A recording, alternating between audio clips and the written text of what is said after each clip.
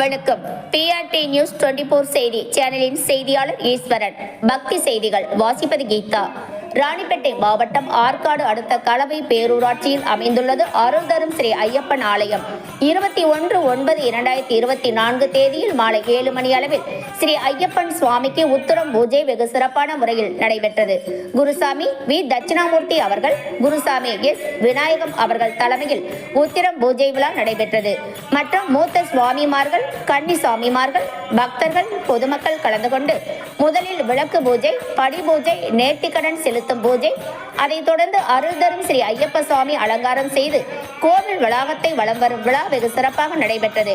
இந்த சிறப்பு வாய்ந்த உத்திர பூஜையில் கலவை பேரூராட்சியில் உள்ள வார்டு உறுப்பினர்கள், சமூக ஆர்வலர்கள், கலவை பேரூராட்சியில் உள்ள தலைவர், துணைத் தலைவர் மற்றும் சுற்றியுள்ள கிராமங்களை சேர்ந்த பக்தர்கள், பொதுமக்கள் இந்த பூஜையில் கலந்து கொண்டு அருள் தரும் ஐயப்பனை வணங்கி அங்கு வழங்கப்பட்ட பூஜிக்கப்பட்ட பொருட்கள், பிரசாதங்கள், அன்னதானம் பெற்றுண்டு ஸ்ரீ ஐயப்பன் அருளை பெற்றுச் சென்றனர்.